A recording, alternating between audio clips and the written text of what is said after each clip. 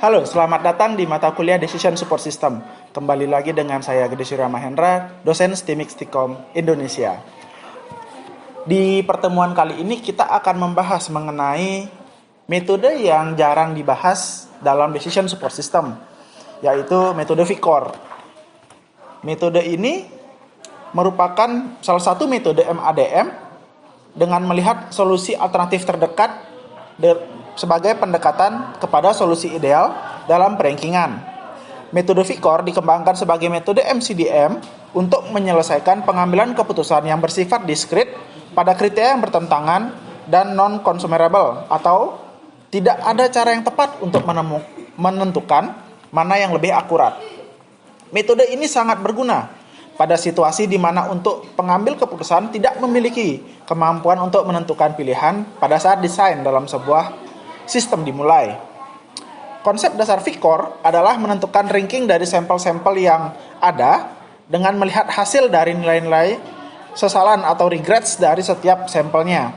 Metode VICOR telah digunakan oleh beberapa peneliti dalam MCDM seperti dalam pemilihan vendor, perbandingan metode-metode outranking, pemilihan bahan industri, dan masih banyak lagi yang penelitian-penelitian yang dilakukan dengan metode VICOR ini.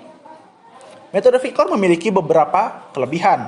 Metode VICOR memiliki kelebihan pada proses pemeringkatan yang memiliki nilai referensi untuk memeringkatkan dan dapat mengatasi pemeringkatan banyak alternatif dengan lebih mudah. Yang kedua, metode VICOR memiliki kelebihan mengatasi kriteria yang bertentangan dalam pemeringkatan. Kriteria bertentangan dimaksud adalah terdapat kriteria tetapi masing-masing kriteria tersebut menggunakan penilaian yang berbeda.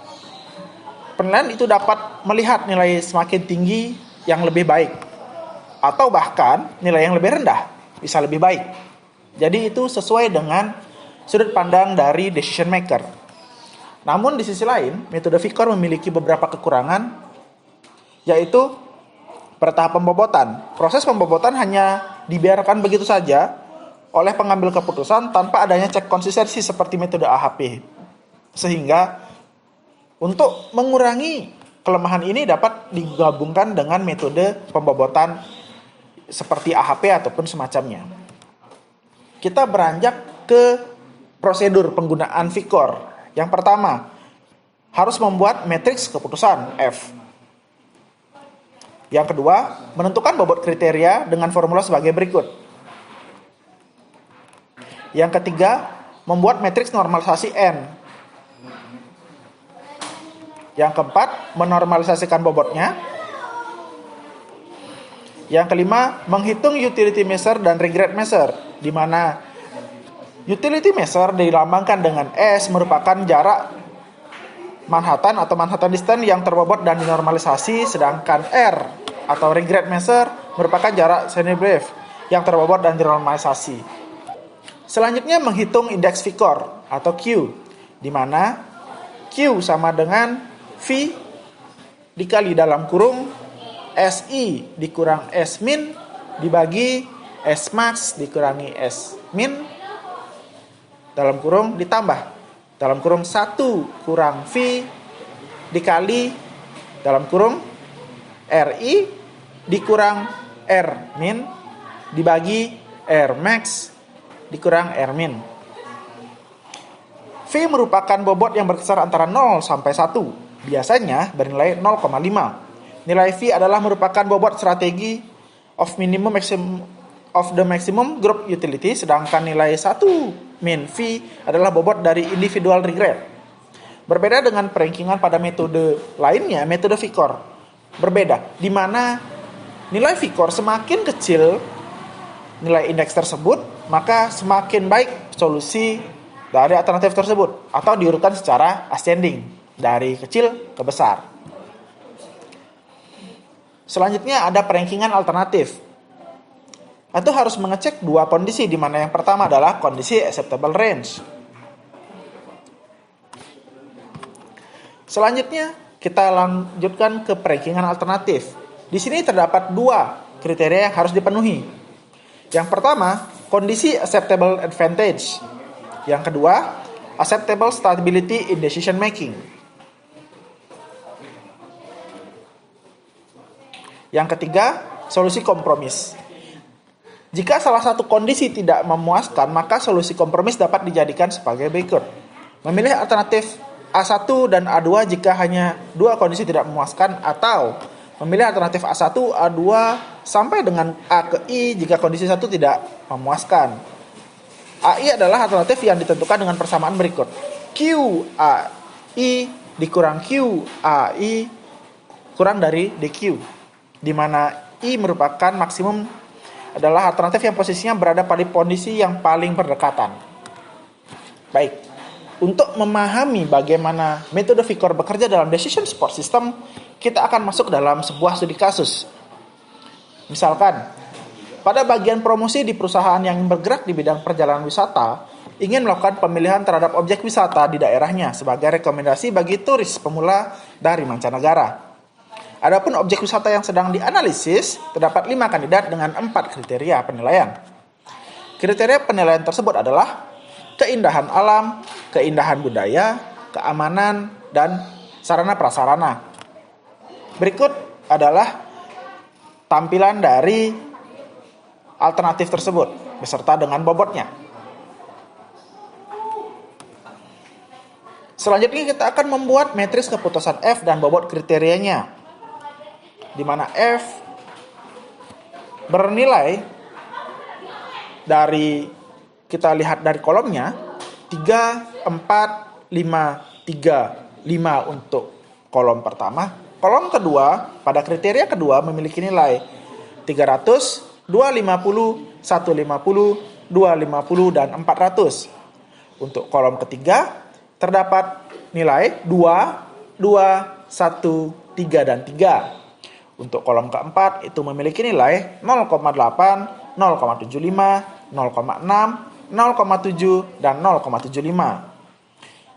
Beranjak ke bobot kriteria, itu akan dijadikan sebuah normalisasi, sehingga W1 memiliki nilai 0,1, W2 memiliki nilai 0,15, W3 memiliki 0,45, dan bobot keempat memiliki nilai 0,3.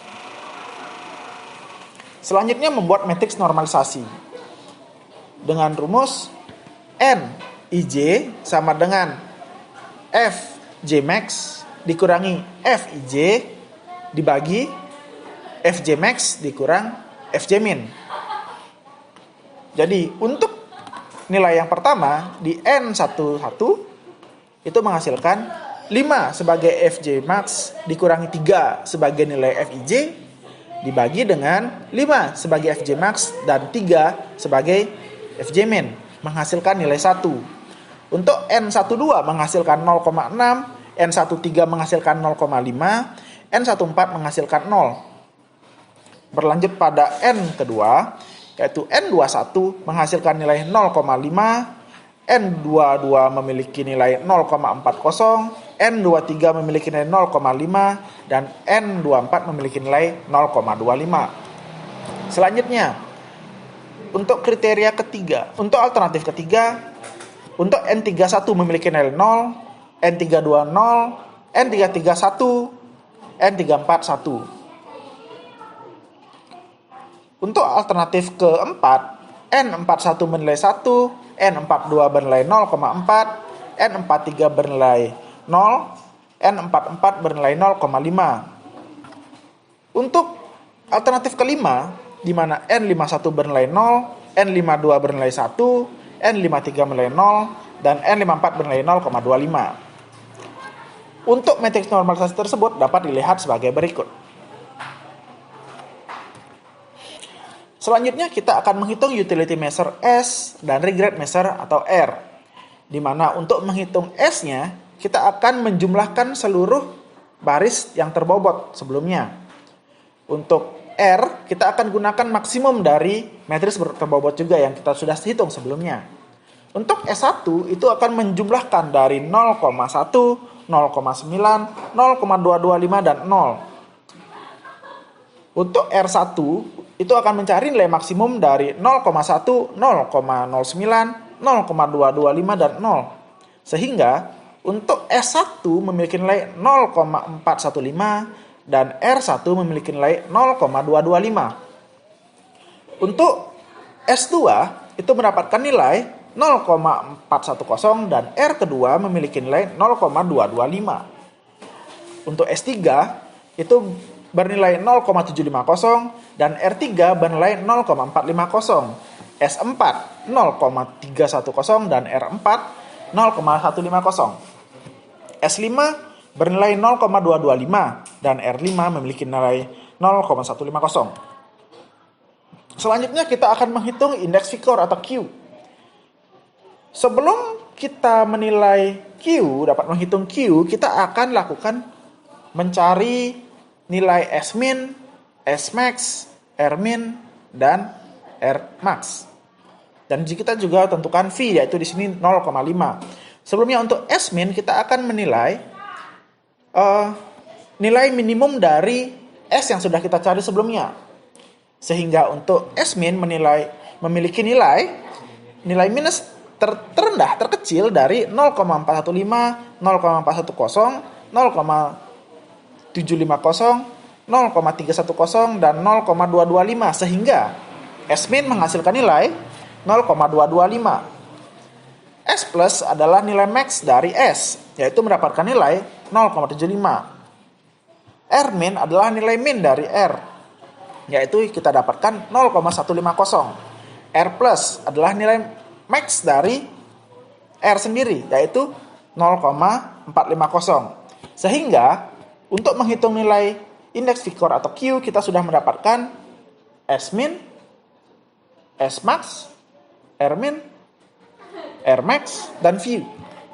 Selanjutnya kita akan memulai untuk menghitung indeks Vikor Q, yaitu di mana Q yang pertama adalah 0,5 dikali dengan dalam kurung 0,415 dikurangi 0,225 dibagi 0,750 dikurang 0,225 ditambah 1 dikurang 0,5 dikali dalam kurung 0,225 dikurang 0,150 dibagi 0,450 dikurangi 0,150 menghasilkan 0,5 dikali 0,362 ditambah 0,5 dikali 0,250 yang menghasilkan 0,3060. Hal yang sama kita lanjutkan untuk alternatif selanjutnya, sehingga untuk Q2 kita akan mendapatkan nilai 0,3012. Q3 mendapatkan nilai 1, Q4 mendapatkan nilai 0,0810, dan Q5 mendapatkan nilai 0. Kita sudah mendapatkan nilai perankingan dari Vikor, di mana A1 bernilai 0,3060, A2 bernilai 0,3012, A3 bernilai 1, A4 bernilai 0,0810, dan A5 bernilai 0. Karena di sini perankingan diurutkan dari nilai terkecil sehingga terbesar, kita bisa mendapatkan hasil berupa A5 sebagai peringkat pertama, A4 peringkat kedua, A2 peringkat ketiga, A1 peringkat keempat, dan alternatif ketiga adalah peringkat kelima. Sehingga kita akan dapatkan hasil grafik sebagai berikut. Namun belum selesai di situ. Vikor harus mendapatkan beberapa kondisi untuk mendapatkan hasil dari sebuah validasi perankingan. Kondisi yang pertama atau dalam acceptable advantage memiliki formula DQ sama dengan 1 dibagi M kurang 1, di mana M adalah jumlah alternatifnya, sehingga DQ sama dengan 0,25. Kita cek apakah Q alternatif ranking kedua dikurangi alternatif yang ranking pertama lebih besar daripada DQ.